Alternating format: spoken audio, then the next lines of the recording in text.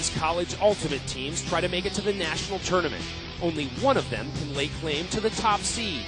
This year, that team is Cal Berkeley.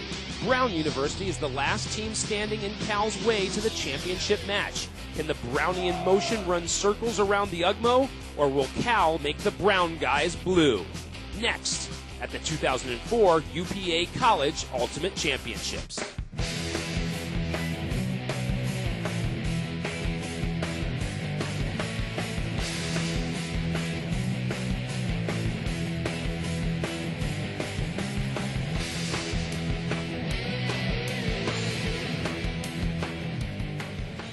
Seattle's skyline provides the perfect backdrop for the 2004 UPA College Ultimate Championships. We get set for the second of the men's semifinal actions here just north of Seattle.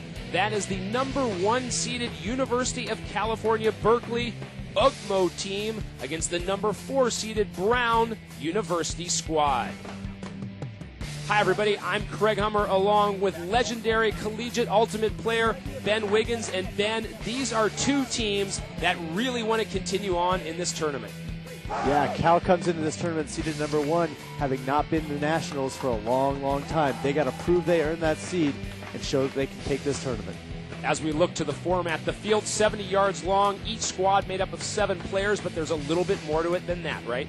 The rules aren't incredibly complicated. Throw it to a teammate in the end zone for a point, don't run with the disc, and games are to 15, win by 2. Let's hear from the coaches.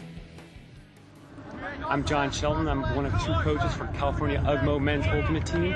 2 players you should watch out for today are number 19, Yo Kuwoka.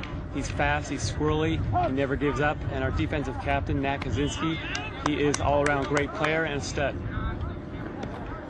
My name is Nathan Wicks. I'm the head coach for Brown University Brownian Motion. A couple players to watch today are number 2, Josh Zipperstein. He's a great cutter. You'll see him score a bunch of goals. And number 20, Will Arnold. He's a great man-to-man defender. On the turn, you'll see him touch the disc a lot, break the mark, throw a bunch of goals. The #1 seeded team, University of California at Berkeley, looking to back that up. You heard the coach mention Nat Kinsky, but Bart Watson is in there as well, Ben. Yeah, Bart Watson's a former college champion with Stanford, won it 2 years ago.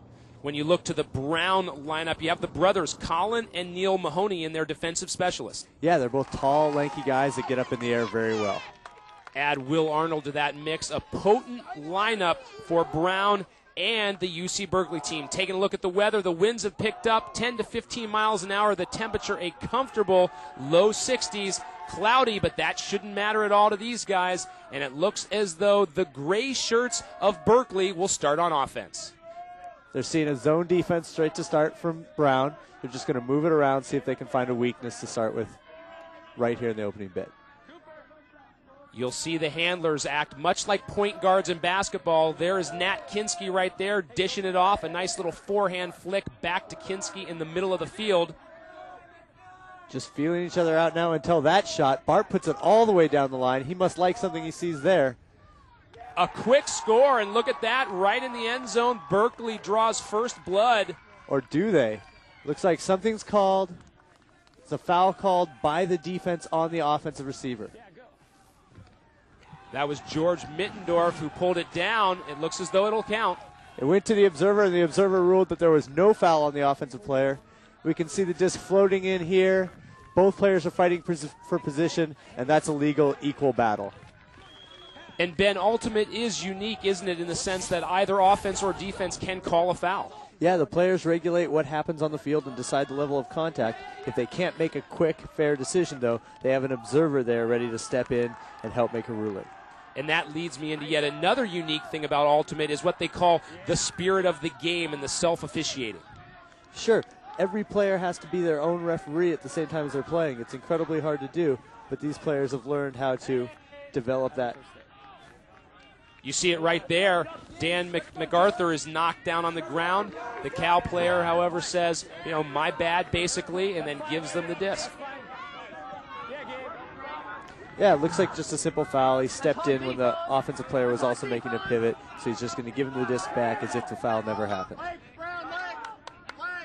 Arlo Faria there on the mark, meaning he is the defender right on the disc itself. His job is to try to shut down one half of the field and contain the disc to the other half so that downfield defenders can try to stop that side of the play. Brown doing a pretty good job at this point, it looks like, of sort of establishing some confusion for Berkeley. I mean, Berkeley really seems to be running around at this point. The defense is definitely tiring on this particular point.